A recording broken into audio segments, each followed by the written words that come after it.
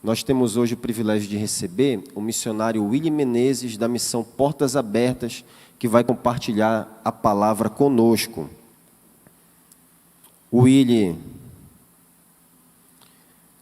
missionário Willy Menezes é casado com a Tatiane, é pai do Lucas e do André, é membro da Igreja Batista Fonte de Sicara, em São Paulo, é graduado em Recursos Humanos pela Universidade Anhanguera, em São Luís do Maranhão, e também em Teologia, com ênfase em Missiologia pelo Seminário Teológico Betel Brasileiro, também em São Paulo. O Willy serviu no Ministério Os Gideões Internacionais no Brasil, coordenou projetos de evangelização e revitalização de igrejas e capacitação e apoio de pastores e líderes. Desde 2013 é voluntário da Portas Abertas, passou 3 anos como voluntário, e em 2015, até aqui, é coordenador da área de voluntários dessa missão. Então, hoje nós vamos ter a oportunidade de compreender melhor o custo do Evangelho para alguns de nossos irmãos que sofrem perseguição. O que isso tem a ver conosco? Como nós podemos, de alguma maneira, apoiá-los? É isso que nós vamos ouvir hoje, a partir da ministração do missionário Willy. Eu acabei pulando o momento de oração por ofertas, pelas ofertas depositadas aqui no altar, e eu vou, então, nesse momento também, além de orar pelo missionário, entregar as ofertas que os irmãos gentilmente ofertaram. Pai, muito obrigado por essa oportunidade de ouvirmos sobre aquilo que o Senhor tem feito ao redor do mundo, como o Senhor tem apoiado, sustentado a Tua igreja. Nos ajuda, de alguma maneira, a sairmos diferentes daqui da maneira que entramos. Santifica os nossos corações no que diz respeito a missões também, Pai. E nós agradecemos pelas ofertas entregues generosamente aqui nas salvas para o avanço do Teu reino. Nos ajuda a administrar todos esses recursos com sabedoria, considerando aquilo que traz mais glória para o Senhor. Em nome de Jesus, amém.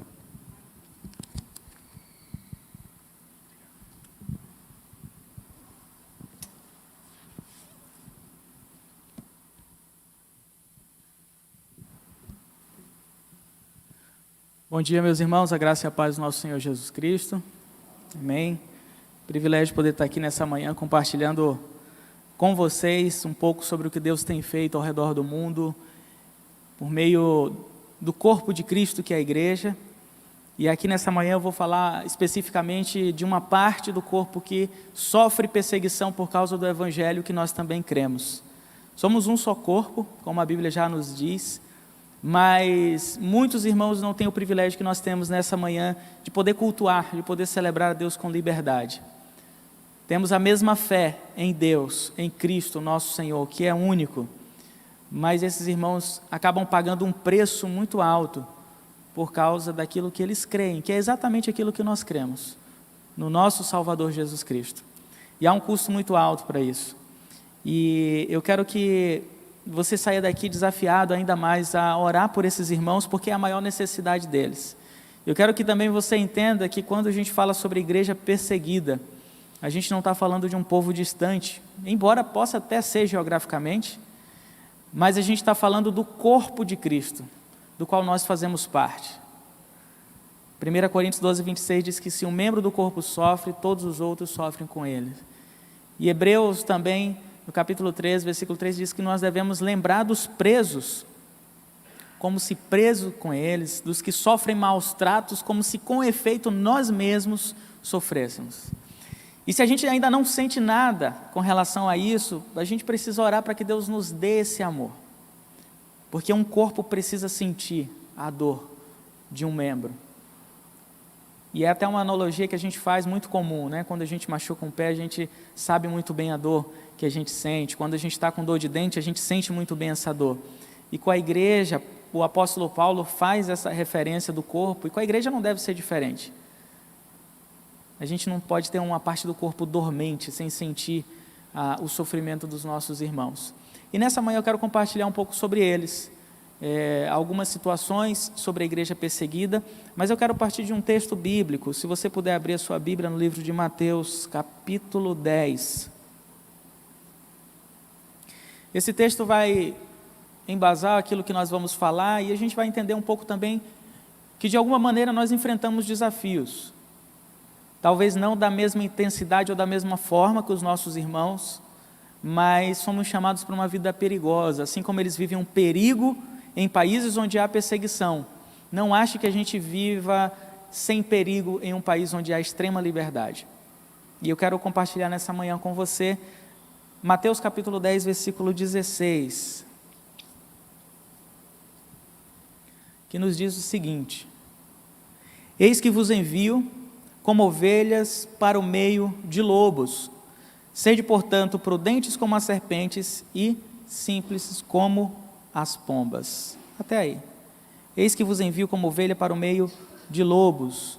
É um texto muito conhecido. A gente acabou de cantar um refrão de uma música que diz: o ide de Cristo vamos cumprir. E é uma música que fala exatamente sobre esse chamado. E aqui nesse texto, quando Jesus diz, eu vos envio, que envio é esse? Ele estava reunido com os seus 12, se você olhar no comecinho do capítulo 10, vai ver que Jesus Cristo chama os 12, dá autoridade para que eles possam curar e expulsar demônios, assim como Jesus estava fazendo. E aí logo na frente, no versículo 5, ele envia esses 12, e no versículo 7 ele dá a mensagem que aqueles 12 devem pregar. Versículo 7 do capítulo 10 diz: e à medida que seguirdes, pregai que está próximo o reino dos céus. E se a gente lembra bem, lá no capítulo 3, versículo 2, João Batista apareceu pregando essa mensagem: arrependei-vos porque é chegado o reino dos céus. Mas o que aconteceu com aquele homem? Por causa dessa mensagem ele foi morto. Primeiro ele foi preso, depois decapitado. E aí um pouquinho mais adiante, no capítulo 4, versículo 17, ainda de Mateus, diz que daí por diante passou Jesus a pregar e a dizer: arrependei-vos porque é chegado o reino dos céus. E aí agora Jesus Cristo, ele dá essa mesma mensagem para os 12. Arrependei-vos, está implícito aqui, por quê? É chegado o reino dos céus. É uma mensagem de juízo, de justiça. Aquelas pessoas precisaram se arrepender. E por qual motivo? O reino dos céus está aqui, o reino dos céus é chegado. E é preciso de arrependimento para entrar.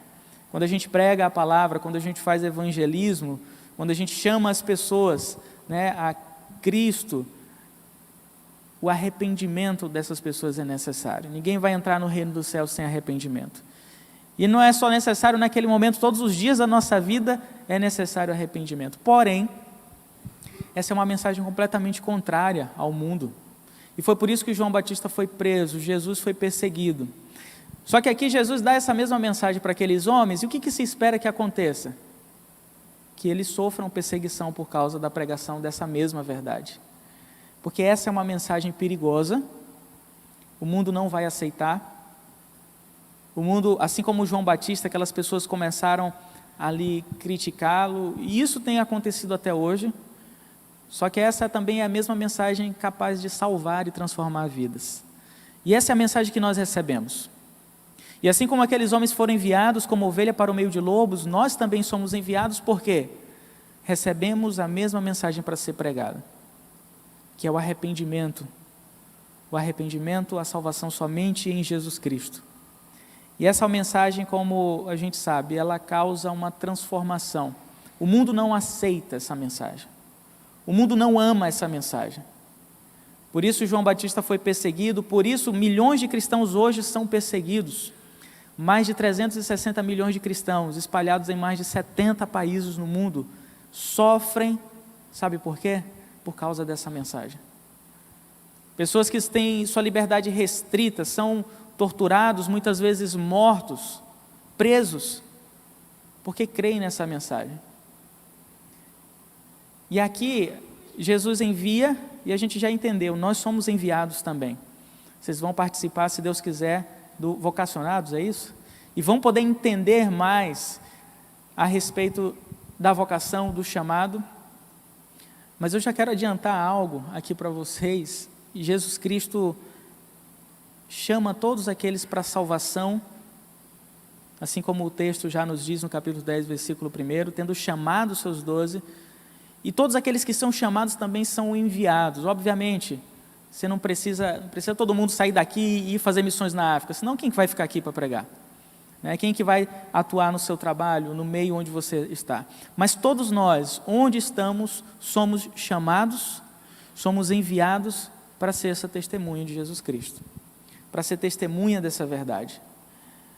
Só que aqui Jesus está dizendo o seguinte: eu vos envio como ovelha para o meio de lobos. Nós fomos chamados e fomos enviados. E onde nós estamos, seja na nossa casa, seja do outro lado da rua ou do outro lado do mundo, nós somos enviados por Cristo. Só que Ele envia como ovelha para o meio de lobos. E eu vou falar algumas realidades sobre a questão da igreja perseguida, e é muito simples a gente pensar ovelha no meio de lobos pensando na igreja perseguida.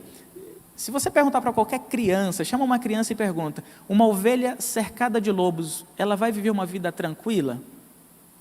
A criança vai saber dizer que não. Vai viver uma vida fácil? Óbvio que não. Mas se você perguntar para essa criança, essa ovelha vai ter uma vida difícil, complicada, arriscada? Essa criança vai saber dizer que sim. Jesus Cristo, ao enviar aqueles 12, e ao nos enviar, Ele está enviando exatamente para uma vida perigosa. E eu quero que você guarde isso. Nós somos enviados para uma vida perigosa, porque é arriscado. E aí a questão é, mas onde é que está o risco hoje no Brasil? Olhar para a igreja perseguida e ver cristãos sendo mortos por causa desse evangelho, a gente sabe que é arriscado. E aí a gente interpreta esse texto muito fácil. Mas eu queria te convidar a aplicar esse mesmo texto para a gente hoje, para a nossa realidade. Porque existe um perigo. E se a gente não conhece esse perigo, se a gente não identifica esse perigo, é uma outra questão. Mas a Bíblia nos diz que somos enviados como ovelha para o meio de lobos. E não existe uma ovelha confortável no meio de lobos.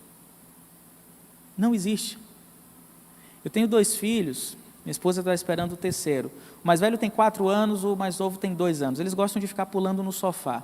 Sabe, o sofá encostado na parede, eles sobem naquela última parte do sofá e pulam onde a gente senta. Os 2 gostam de fazer isso.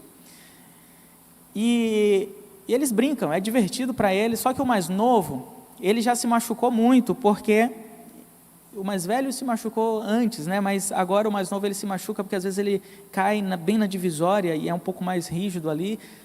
Às vezes ele pula no sofá e já caiu no chão. O mais velho, de 4 anos, ele sabe exatamente onde ele deve pular, onde ele deve cair, porque ele sabe os perigos. O mais novo, ele é imaturo ainda, ele não consegue avaliar os riscos. Se você colocar um cachorrinho mesmo que seja, mais fofinho que seja, para brincar com os 2, o mais novo ele vai abraçar, ele vai achar que é algo, tipo um ursinho de pelúcia, ele vai fazer carinho, ele vai querer beijar. O mais velho, por mais fofinho que o cachorro seja, o mais velho ele já fica mais afastado, porque ele já identifica ali de alguma maneira um risco, ainda que alguns obviamente não ofereçam isso, mas ele já fica preocupado. E na vida cristã é exatamente assim. Se a gente não tem maturidade, a gente vai lidar com tudo achando que nada é perigoso, que nada é arriscado, que não existe esse desafio para a gente. Só que Jesus está dizendo que sim, somos enviados como ovelha para o meio de lobos. E se a gente já tem certa maturidade, a gente consegue avaliar os perigos que nos rodeiam. A gente consegue ter noção desses perigos. E a gente precisa orar para que Deus nos dê exatamente esse discernimento de quais perigos e qual estilo de vida perigosa Ele nos enviou. Só que mais do que isso, Jesus Cristo ele completa dizendo o seguinte: sede, portanto, prudentes como as serpentes e simples como as pombas. Ou seja, é um estilo de vida perigoso, é arriscado, o meio, só que Jesus disse: sede prudentes. Então a gente precisa pedir a Deus que nos mostre exatamente quais são esses riscos, esses perigos, e não somente isso, a gente precisa pedir para que Deus nos ajude a ser prudente, porque o prudente é aquele que identifica o perigo e muda de rota e toma os cuidados necessários. Não adianta só a gente conhecer o perigo e achar que, ok, eu já conheço. A gente precisa fazer algo em relação a isso. O conhecimento ele não resolve. Se a gente pensar nos pecados que a gente comete, e se você pensar nos pecados que você cometeu, que eu cometi, talvez na última semana, eu te garanto que a maioria deles a gente sabia que era errado. A gente sabia que iria entristecer o coração de Deus. E eu lamento, eu fico triste por isso, porque isso acontece comigo. Saber que é errado por si só, não vai livrar a gente disso. A gente precisa ser prudente, que é aquele que sabe que é errado e não faz o que é errado. O sábio é aquele que toma a decisão de fazer o que é certo, que agrada o coração de Deus. E essa sabedoria é só Jesus que pode nos dar. A gente não tem condição de lutar com as nossas próprias forças com isso. A gente precisa pedir e orar por graça, por misericórdia, por discernimento, para que a gente consiga viver essa vida e fugir desses perigos. Deixa eu fazer uma ilustração para que a gente entenda ainda mais a dimensão desses perigos. Quando a gente pensa em países onde há perseguição, por exemplo, a Coreia do Norte, durante 20 anos foi o país mais hostil ao Evangelho. Hoje é o Afeganistão por conta do que aconteceu no ano passado. Graças a Deus, na Coreia do Norte, você tem aí cerca de 400 mil cristãos. Só que, além disso, você tem pelo menos 50 mil cristãos presos em campos de trabalho forçados, na Coreia do Norte, hoje. Esses 400 mil cristãos vivem uma vida secreta. Eles não podem ser descobertos, porque se eles são descobertos, eles são ameaçados, vão para os campos de trabalho forçados e podem ser mortos. E muitos são forçados a negar a Cristo. Então imagina o seguinte, um oficial norte-coreano pressionando um cristão norte-coreano para que ele negue a Jesus e volte às suas adorações, reverência à dinastia Kim, à família Kim. Sabe, lá tem estátuas de mais de 25 metros de altura e todos precisam se reverenciar. E aquele cristão decide não negar a Cristo. E o que vai acontecer com ele? Ele vai morrer. Agora imagina, em um outro contexto, e aqui eu te convido a pensar exatamente no Brasil, um cristão que não recebe essa ameaça. Enquanto lá na Coreia do Norte, aquele cristão foi ameaçado a negar a Cristo, senão ele morreria, e ele morreu. Aqui no Brasil, um outro cristão, ele não recebe nenhuma ameaça, pelo contrário, ele é aplaudido e muito bem recebido, ele é admirado, ele é curtido. E aí ele é convidado a sentar num trono. E é dito para ele o seguinte, fica aí, pega sua Bíblia, frequente uma igreja, você não precisa abrir nem a boca para negar a Cristo, viva a sua vida. Não precisa nem cometer grandes crimes escandalosos. Seja uma pessoa direitinha. Mas tenha comunhão com as coisas desse mundo. Seja amigo do mundo. O que você acha que é mais perigoso e causa um maior dano para a igreja hoje? Essa situação. E é nela que nós vivemos. E é por isso que nós precisamos de muito discernimento e muita graça de Deus para poder avaliar esses perigos. E onde eles estão? Às vezes no próximo clique, às vezes dentro do nosso coração, na maneira... Enfim, a gente pode orar a Deus e pedir para que Ele nos direcione. Eu não vou me estender pensando nisso, mas eu queria que você saísse daqui com esse desafio de orar, pedindo para que Deus lhe mostre os perigos na faculdade, em casa, na igreja, no caminhar, no se portar, no falar, porque a Bíblia já nos diz, e no livro de João ainda, depois no capítulo 15, a partir do versículo 20, ele vai dizer o seguinte, Jesus dizendo, vocês não são do mundo, dele vos tirei, ou seja, se vós fosseis do mundo, o mundo amaria o que era seu, como todavia não sois do mundo, pelo contrário, dele vos escolhi, por isso o mundo vos odeia. E Tiago vai falar no capítulo 4 que aquele que quiser ser amigo do mundo constitui-se, portanto, inimigo de Deus. Ou seja, não existe essa amizade com o mundo e ao mesmo tempo amizade com Deus. Por isso é perigoso. E a gente vive essa vida. É perigoso para o cristão perseguido também. Não somente por ele ter uma arma apontada na cabeça, mas porque ele também enfrenta esses desafios. E eu quero que você saia daqui com a certeza de que ter uma arma apontada na cabeça, forçado a negar a Cristo, é extremamente perigoso. Só que tão perigoso e talvez mais perigoso do que isso, é você não ter nenhuma dessas ameaças e estar confortável demais para pregar a palavra de Deus e deixar isso de lado. Isso é muito perigoso. Amar esse mundo, ser amigo do mundo, é muito mais perigoso do que ter uma arma apontada na cabeça. E Deus tenha misericórdia de mim, de cada um de nós, porque a gente precisa dessa força do seu Espírito para poder ter discernimento e poder caminhar. Somos falhos, com certeza, e é só pela misericórdia e pela graça de Deus que nós podemos caminhar. Se não fosse Cristo, a gente não teria condições. E Ele perdoa os nossos pecados, mas Ele quer que a gente tenha maturidade, santidade e busque a perfeição seguindo o seu caminho. Desafios como esse e muitos piores enfrentam os cristãos perseguidos ao redor do mundo. Esse mapa que você está vendo aqui relaciona os 50 primeiros países da lista mundial de perseguição. O que significa isso? Esses países são países onde os cristãos enfrentam um desafio maior. Significa que é perigoso, não somente nesse quesito de amizade com o mundo, mas aqui eles podem receber sim, e frequentemente recebem ameaças, torturas, mortes, prisões por causa de Cristo. E meus irmãos, esse mapa relaciona os 50 primeiros países. Há mais de 70 países no mundo onde seguir a Cristo pode custar a vida. Eu quero te convidar a pensar um pouquinho a respeito deles. Pode passar o próximo slide, a entender como essa perseguição acontece. Mas antes disso, me permita falar rapidamente como a missão Portas Abertas surgiu. Você recebeu esse folder aqui na entrada? Se recebeu, pega ele aqui, porque no verso dele você vai ter exatamente essa mesma imagem que eu estou projetando aqui. E essa é a imagem de um fusquinha, dá uma olhadinha aí. E aí vai dizer o seguinte, que o irmão André, conhecido como contrabandista de Deus, levou Bíblias secretamente para pastores atrás da cortina de ferro. Isso significa países que ficavam no leste europeu, antiga União Soviética, e era proibida a entrada de Bíblias. E o irmão André foi desafiado a levar essas Bíblias. E as pessoas de lá não tinham acesso. O irmão André encheu o capô do Fusca de Bíblias, ali na frente, colocou Bíblias, não cabia muito, e foi em direção a esses países. Porém, tinha um problema. A Bíblia era considerado um material ilegal. Era proibido. E ao chegar nas fronteiras, talvez você tenha até já ouvido histórias similares, ao chegar na fronteira, os guardas soviéticos precisavam revistar todos os carros. E ao chegar no carro do irmão André, isso obviamente bem antes, ele fazia uma oração.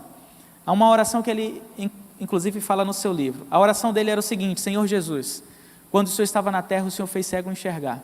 Agora eu te peço, por favor, tampe os olhos daqueles que enxergam para que eles não vejam. E ele entrava, os guardas abriam o carro, abriam o capô do Fusca, remexiam, não enxergavam nada, fechavam o carro e mandavam o irmão André seguir viagem. E para a glória de Deus, naquela época jovem, ele pôde entrar em vários países, como Polônia, como Tchecoslováquia, e muitos outros países ali da antiga União Soviética, e entregar Bíblias para irmãos. Só que depois disso, a demanda aumentou. E aí não foi somente o Fusquinha, o furgão começou a trabalhar, muitos outros homens começaram a fazer isso. Em 1981, a China, o país já era muito populoso, pediu Bíblias, e o total era 1 milhão de Bíblias. E pela misericórdia do Senhor, foi possível entrar em 1981, numa noite isolada, num porto isolado na China, 1 milhão de Bíblias, por meio de 2 navios naquele país. Um pouco dessa história tem no outro livro, Contrabandista de Deus, um verdinho que a gente tem ali, mas o começo de tudo você pode encontrar nesse livro aqui. O Contrabandista de Deus é o livro que o irmão André escreveu e que fala exatamente as experiências que ele teve, compartilha exatamente as suas histórias de entradas nesses países. Então, se você quiser conhecer mais, esse livro está disponível ali na livraria Pão da Vida, agora acertei. Pão da Vida, então, e outros materiais, tá? Então eu te encorajo a passar ali para conhecer um pouco mais. Pode passar o próximo slide? Então, a Portas Abertas, daí então ela continuou servindo cristãos perseguidos, não somente com entrega de Bíblias, mas treinamento para pastores, ajuda pós-trauma para mulheres que perderam seus maridos, como por exemplo na Nigéria, crianças, escolas. Inclusive essa foto é uma foto de distribuição de material infantil, literatura infantil cristã na Índia. Na Índia, boa parte das crianças, filhas de cristãos, não podem ter acesso à educação. Primeiro existe o desafio das castas, e depois disso são cristãos. Isso faz com que essas pessoas sejam consideradas traidores da sua nação e da sua identidade e da sua cultura. Porque quem nasce na Índia é considerado hindu. E se você se converte ao cristianismo, você está traindo a sua nação. E você pode ser expulso de casa. Você pode ser apedrejado, sua casa pode ser queimada. E se você chega, eu vou falar para a polícia, e aí você vai dar queixa do que você fez, por que aconteceu, porque eu me tornei cristã, a polícia vai dizer, você está errado, e você pode ser preso. Sabe, há cidades, estados na Índia, que existe uma lei que se chama anticonversão, uma lei que proíbe conversão ao cristianismo. Isso é real. Você pode viajar para a Índia hoje, você pode passar férias lá e vai voltar tranquilamente. Mas a realidade de quem é hindu é completamente diferente. A mesma coisa na China. Você pode ir para a China, visitar aquele país, visitar igrejas, a realidade de um chinês é diferente. As igrejas, os templos, são templos do governo, os pastores são pastores oficiais do governo, a sua pregação antes de ser anunciada precisa ser revisada e autorizada pelo governo. Em algumas igrejas, menores de 18 anos são proibidos de entrar. Mas você pode ir lá, com sua Bíblia, você pode passear, tirar férias. Em muitos outros países, isso acontece. Se a gente pensar em países da África, países da Ásia, com locais turísticos, Maldivas, imagina Maldivas, quando vem Maldivas, o que a gente pensa? Naquelas praias bonitas. E obviamente, um presente maravilhoso de Deus, mas para um muçulmano que vive nas Maldivas, ele conhece a Cristo, tem grandes desafios, assim como em outros países ali. Primeiro, ele não pode anunciar a sua fé publicamente, ele pode ser perseguido pela sua família, sabe? E algumas igrejas estão autorizadas a funcionar, mas só para cristãos de origem cristã. O que isso significa?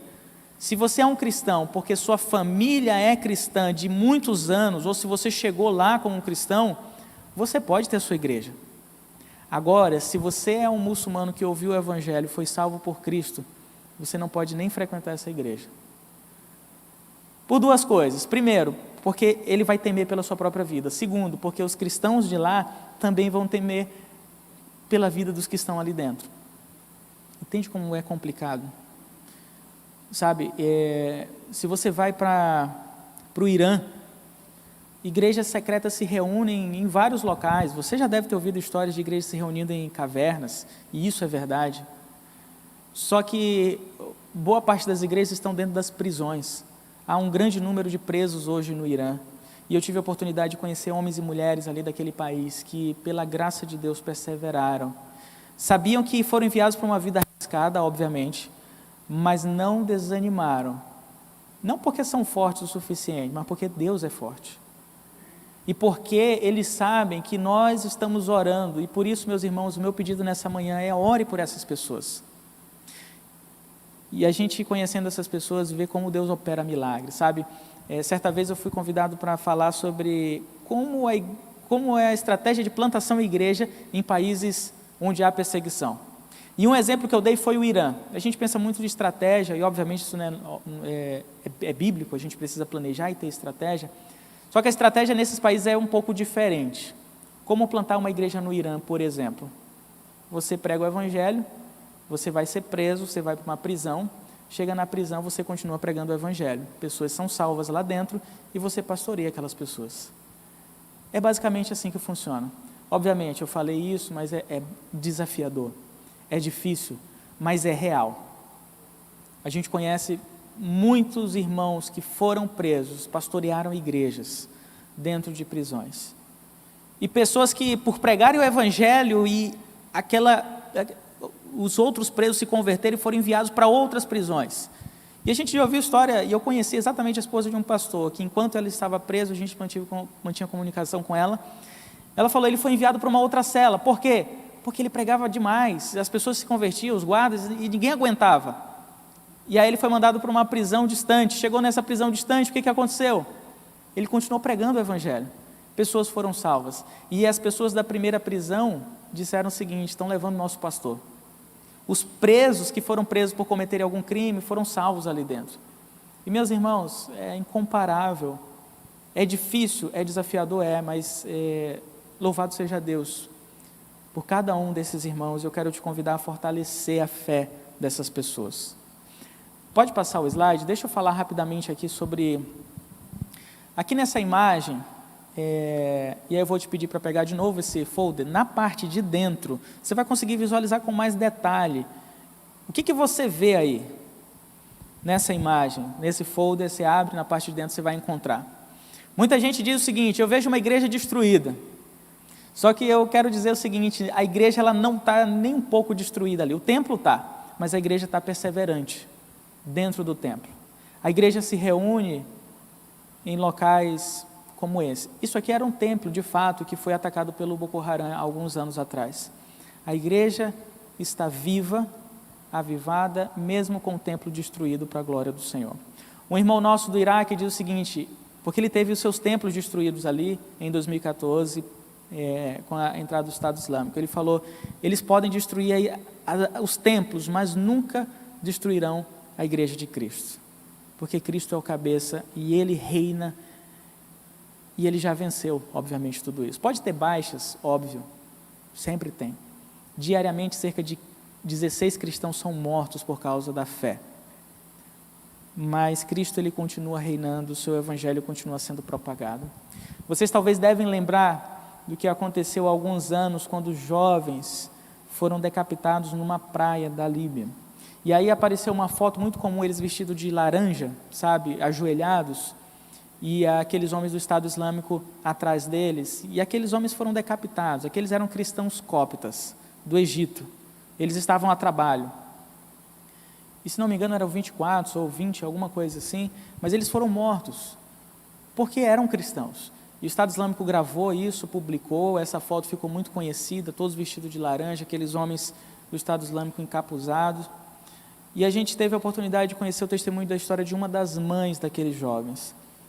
E uma das coisas, e aqui um detalhe bem rápido, ela falou, por conta da morte do meu filho, muitas pessoas aqui no Oriente Médio, e aí não só por causa do filho dela, mas por causa de outros, testemunharam que existe uma fé verdadeira, que existe um Deus verdadeiro pelo qual pessoas estão dispostas a dar a sua vida. E isso fez com que muitos tivessem o desejo de conhecer essa realidade. É difícil, com certeza. A gente não romantiza a perseguição, dizendo que é maravilhoso, que a igreja cresce, embora cresça. É doloroso.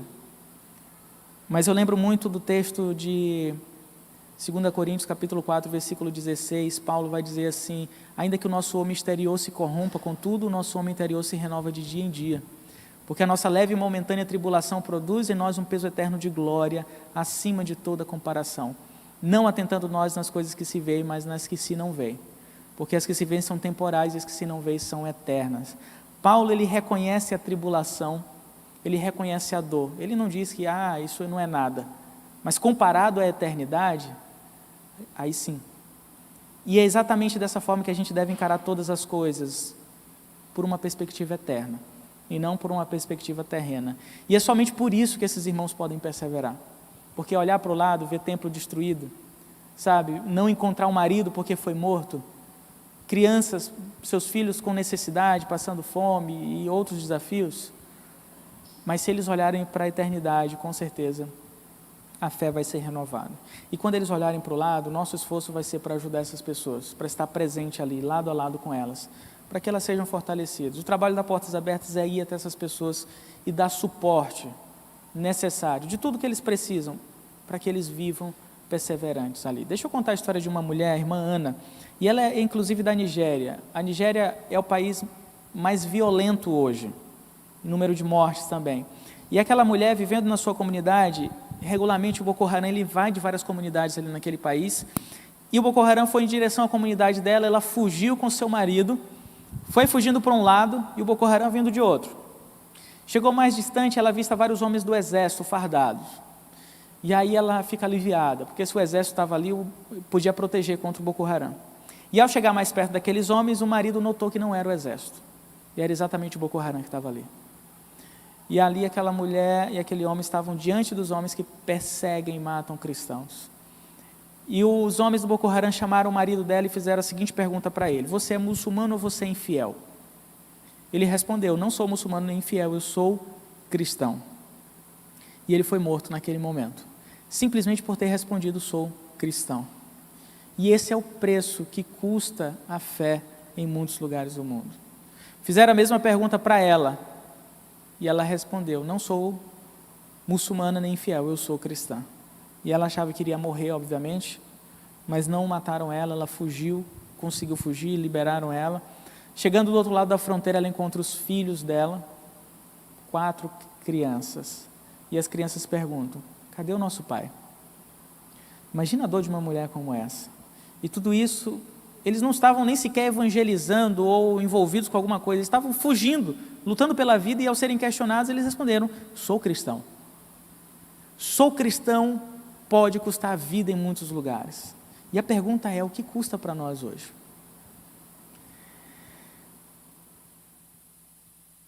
Como eu falei, o perigo não é somente ter uma arma apontada na sua cabeça. Isso é extremamente perigoso. Mas é muito mais perigoso estar acomodado demais para pregar essa palavra. A Portas Abertas foi até essa mulher para cuidar dela, cuidar dos filhos, dar suporte, apoio pós-trauma e muitas outras formas de ajudar. Foi também atender os pais das crianças do Chibok, que no dia 14 de abril de 2014 tiveram 276 meninas sequestradas por conta do Boko Haram. Até hoje, 112 garotas não voltaram. Mas aqueles pais não estão sozinhos, foram fortalecidos. E o meu pedido é: orem, mesmo que você não conheça o nome de cada um. Eu conheci um jovem do Quênia, em Garissa. Ele teve sua universidade atacada pelo Al-Shabaab, é um desses outros grupos. E lá naquela faculdade, eles literalmente fizeram uma fileira de pessoas. Você é muçulmano? Pode sair. Você é cristão? Era morto. Gente, isso parece coisa que não existe, mas é real. Quando a gente fala da Coreia do Norte, com mais de 50 mil cristãos presos, é real. Mas aí você vai chegar para o governo norte-coreano, e os norte-coreanos, eles sabem disso, desses campos. Eles vão dizer o seguinte: isso aqui são campos de reeducação. Porque o norte-coreano, ele é ensinado desde criança a se submeter à autoridade da família Kim. Hoje quem governa é o Kim Jong-un, mas seu pai e o seu avô já morreram, tem estátuas imensas lá, e eles precisam se submeter a isso. E aí, se você se converte a Cristo, você tem uma autoridade suprema, que é Deus, obviamente. E isso é considerado algo muito errado. E centenas de cristãos, milhares são presos lá. Essa perseguição, ela também chega aqui na Colômbia do nosso lado. Pode passar o slide? Eu vou falar rapidamente sobre esse país, que é um país que está na lista mundial de perseguição há muito tempo. Eu já tive o privilégio de ir algumas vezes para lá e encontrar com cristãos que sofreram perseguição, que tiveram seus pais mortos. A gente tem um abrigo que cuida de crianças, e lá cerca de 60 crianças, e todas elas tiveram uma história muito forte de seus pais terem morrido, ou seus pais sofrerem ameaças hoje por causa do Evangelho. Crianças pequenas, de 8 anos, eu pude conhecer crianças que presenciaram a morte dos seus pais, porque eram pastores de uma igreja. E a questão ali na Colômbia não é como no Oriente Médio, que a sociedade ou o governo reprime. Você pode ser um cristão, inclusive Colômbia tem igrejas grandes, megas igrejas, 20 mil pessoas, mas nos interiores da Colômbia, apesar do Tratado de Paz, que disseram que aconteceu aí em 2016, eu estive lá antes, estive depois, nada mudou, a perseguição aumentou, e continua sendo perseguido pelas Farc, pelos paramilitares, ELN, muitos outros grupos ali. E a perseguição acontece pelo simples fato de, nessas regiões dominadas pelos grupos, cristãos ousarem obedecer a palavra de Deus e pregarem o Evangelho. Significa dizer o seguinte: se você vive numa igreja, em uma comunidade onde é proibido ali no interior da Colômbia, e o grupo vai te dizer o seguinte: você não pode pregar, mas ele deixa a igreja funcionar. Você vai para a igreja e volta para casa, pode voltar aquela outra imagem. Se você vai para a igreja e volta para casa, vai estar tudo bem. Você não vai incomodar ninguém indo para a igreja e voltando para casa. Mas se você, onde anda, prega o Evangelho, isso vai gerar um incômodo muito grande. Se a igreja não faz nada, não vai ter ameaça. Mas se a igreja prega o Evangelho, obedece a palavra de Deus, ela vai pagar um preço muito alto. Essa é uma foto do abrigo que a gente tem lá, dessas crianças. Na outra imagem, você vai ver, pode passar, a presença dos grupos armados nesses lugares, ali na Colômbia. E é muito. Há um grande desafio enfrentado por esses irmãos. Deixa eu falar sobre o último país. Pode passar o slide ali na imagem do container de metal. Existe um país que se chama Eritreia, que está... pode passar mais um pouquinho. Eritreia é um país que fica no chifre da África. Aí. E esses containers de metal, eu trago uma imagem para que a gente possa visualizar um pouco melhor a situação. Metade da população praticamente cristã e a outra metade não cristã. E muitos cristãos hoje estão presos dentro de contêineres de metal na Eritreia, porque são cristãos. Existe uma mulher que se chama Ellen Berhane, ela era cantora, ministra do Evangelho, cantava, louvava o Senhor. E porque ela cantava um dia num culto escondido, cantando baixo, a polícia invadiu e levou aquela mulher presa. Ela ficou 2 anos e meio presa dentro de um contêiner de metal como esse, na Eritreia. E foi torturada lá dentro, foi açoitada lá dentro. Teve a oportunidade de sair, mas ela precisaria afirmar, por meio de um documento, que ela não iria mais cantar e nem pregar. O que ela fez? Preferiu ficar lá dentro. E lá dentro ela pregou o Evangelho, continuou louvando ao Senhor. Pessoas foram salvas lá dentro. E ela traz uma frase que diz o seguinte: se eu pude cantar enquanto estava presa, imagine o que vocês podem fazer para a glória de Deus estando em liberdade. A história da Ellen você pode encontrar nesse livro, Canção da Liberdade. Canção da Liberdade ela escreveu depois da sua libertação. Graças a Deus ela está viva, essa é a foto dela. A gente pode mostrar porque ela não pode mais voltar para o país, está em outro país em segurança. Mas ainda há centenas de cristãos presos de maneira semelhante. Talvez pessoas que a gente nunca vai conhecer o nome. E eu peço que você ore por essas pessoas. Ore por esses irmãos. É o bem maior que você pode fazer. Como orar melhor, como orar com conhecimento, esse formulário que está na sua mão é exatamente um caminho que eu quero te sugerir para fazer isso. Pegue ele aqui, nessa parte de dentro você vai ter um formulário. E o meu desafio para você nessa manhã é, se você quer conhecer mais sobre esses irmãos, se engajar, se envolver, acompanhar suas histórias, preencha esse formulário, você destaca ele, deixa com o pessoal ali de colete verde na saída ou na livraria aqui embaixo, Pão da Vida, que a gente vai estar com esses livros disponíveis lá. Você, ao preencher e entregar, você vai receber depois uma revista gratuita de presente, não é uma assinatura. Você pode ser assinante se você quiser, mas preencha essa parte da frente e se você adquirir qualquer livro, você já vai automaticamente receber a revista durante um ano. E por que a gente quer te dar essa revista? Porque nela você vai poder conhecer as histórias, conhecer o nome, mesmo que nome fictício, mas você vai poder conhecer detalhes desses irmãos e vai poder orar por eles. E a gente quer proporcionar a você orar, por exemplo, para um cristão que está preso hoje. E daqui a 9 anos, talvez, você celebre a liberdade dessa pessoa. Ou talvez até conheça. Escrever cartas para um cristão preso. E daqui a alguns anos tenha a oportunidade de conhecê-lo pessoalmente. Ou não, talvez nunca vá saber nada, mas você orou conhecendo a realidade desses irmãos. Então, se junte a nós. A gente está aqui para poder facilitar esse caminho para você. Que Deus abençoe. Pastor, muito obrigado mais uma vez. Eu aguardo vocês ali no final, na livraria, para que você possa adquirir qualquer coisa e tirar qualquer dúvida, a gente está à disposição. Deus abençoe grandemente.